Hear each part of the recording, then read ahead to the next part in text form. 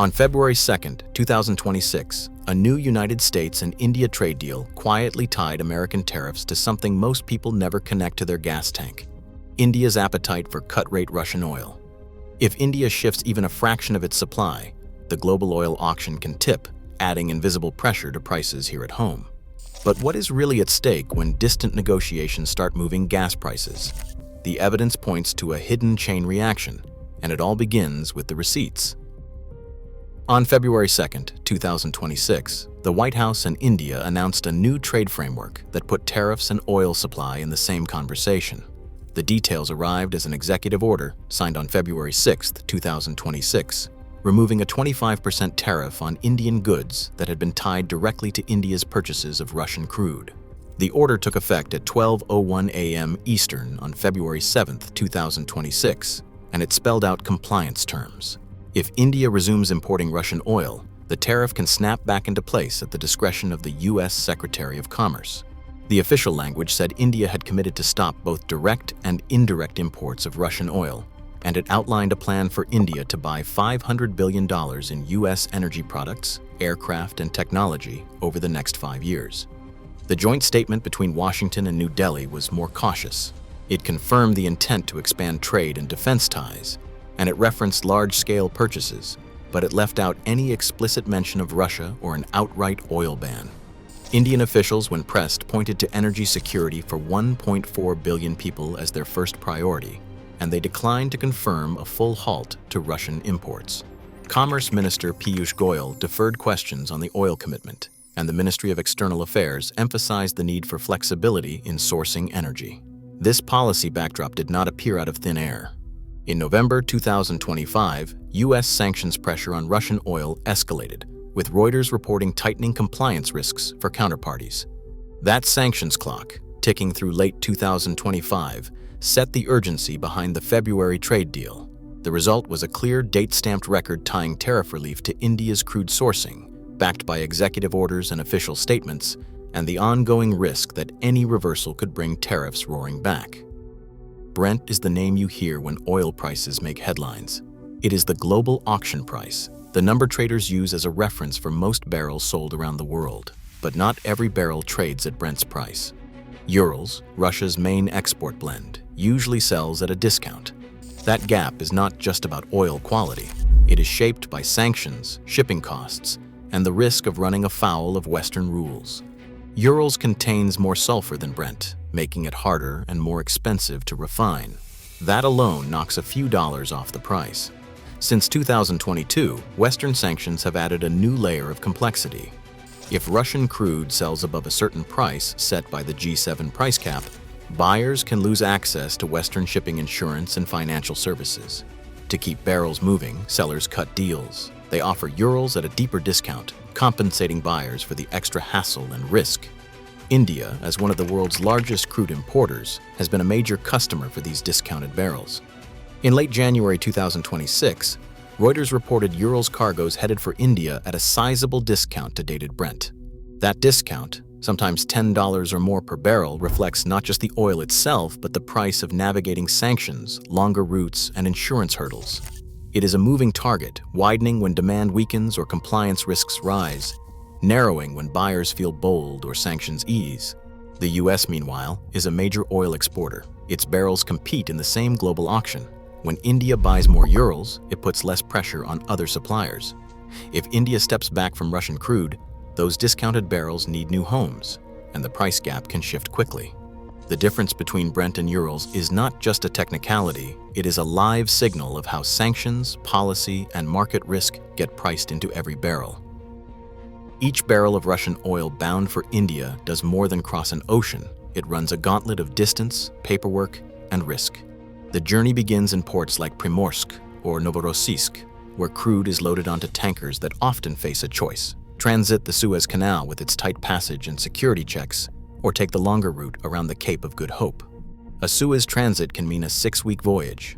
Going around Africa stretches that to 8 weeks or more. Every extra day at sea adds cost. Fuel, wages, and insurance stack up, and the longer a cargo is in motion, the more volatile its value becomes. Sanctions add another layer. When Western insurers and shippers step back, Russian exporters rely on a patchwork of non-Western vessels, many with unclear ownership or aging equipment. This shadow fleet now moves a majority of Russian crude to Asia. To avoid scrutiny, cargoes are often transferred between ships mid-ocean, a ship-to-ship transfer, sometimes in busy zones off the coast of Greece or in the Arabian Sea. Each transfer is a bet. It can obscure the crude's origin, but it also piles on operational costs and legal uncertainty. Mariners and compliance officers spend weeks tracking paperwork, rerouting tankers, and managing last-minute changes to avoid blacklists or sudden port bans. All these hurdles, the detours, the shadow fleet, the transfers, do not just slow down oil. They turn every mile and every risk into a price tag. The farther a Russian barrel travels and the more hands it passes through, the bigger the discount buyers demand. When India was the main customer, these costs were manageable. If Indian demand fades, the friction only grows, making each Russian barrel harder to place and more expensive to move. Indian refineries operate with a set of formulas, each tailored to the crude they process and the fuel they need to produce. Urals, with its higher sulfur content, fits into these recipes differently than lighter, sweeter crudes from the Middle East or the United States. When a refinery shifts away from Russian barrels, it cannot simply swap one for another without recalculating yields, costs, and product quality. Each alternative, Saudi, Iraqi, Nigerian, or American crude, brings its own chemistry and price. Some blends require extra processing or create more byproducts, which affects the bottom line. Think of refinery recipes and how a single ingredient changes the result. This is where the logic of marginal pricing takes over. If India replaces 1 million barrels a day of Russian oil with Middle Eastern or United States supply, the demand for those replacement barrels tightens the market elsewhere. Even without a single United States barrel landing in India, the price Americans pay at the pump can edge up because global oil is priced at the margin. The last barrel bought sets the tone for everyone. Traders and refinery planners watch these shifts closely. When a big buyer like India changes its order, the ripple travels fast. Middle Eastern producers may raise their prices, United States exporters see new bids, and Brent, the global benchmark, reflects the new balance. It is a chain reaction, all triggered by the recipes inside a refinery and the math of the global auction. Crude oil deals set the first domino in motion, but the path from a signed contract to a price at the pump is anything but immediate. When a refinery books a shipment, it's often locking in barrels weeks before they ever arrive by tanker. That crude then spends up to 2 months at sea, depending on the shipping route, before it is unloaded and stored. Refineries schedule their runs based on these incoming supplies, blending and processing crude into gasoline, diesel, and jet fuel according to expected demand. Finished fuel sits in storage tanks or heads to wholesale terminals, where distributors and gas stations draw down inventory. Local stations set prices based on the cost of their most recent wholesale purchase, not the day's market headlines. It is a chain with built-in delays. Even if global oil prices jump on news from Washington or New Delhi, the effect at the pump filters through contracts, voyages, inventories, and retail competition.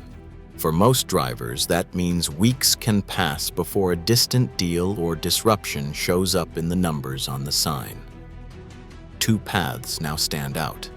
If India follows through on reducing Russian oil imports, tanker tracking data from firms like Kepler and Vortexa will show a clear drop in monthly Russian crude arrivals, falling below 1.5 million barrels per day. At the same time, price agencies such as Platts and Reuters will track the Urals to Brent discount. A narrowing gap moving from $15 to $10 per barrel signals that Russian barrels are finding new buyers or that market confidence is returning. But if Indian purchases rebound or stall above 2 million barrels per day, the discount could widen again, reflecting growing friction. Counts of ship-to-ship transfers and shadow fleet activity, monitored by Lloyd's List or Orbital, offer another clue. A spike hints at traders working around compliance hurdles, while a drop suggests smoother, more transparent flows. Official updates from the White House, Indian ministries, or State Department releases provide the final receipts. Clearer language and set timelines reduce market anxiety, while vague statements or delayed milestones keep volatility alive. Weekly United States refinery run rates and inventory levels, published by the EIA, round out the picture. Stable numbers mean the physical market is absorbing changes, while sudden swings point to deeper supply stress. Together, these 5 indicators form a simple dashboard anyone can monitor, turning a distant trade deal into something you can follow week by week. Right now, every shift in India's oil buying ripples into global prices, sometimes quietly, sometimes not. As trade deals tie tariffs to energy flows, American wallets can feel the impact long before headlines catch up. In a global market, even distant bargains can land close to home.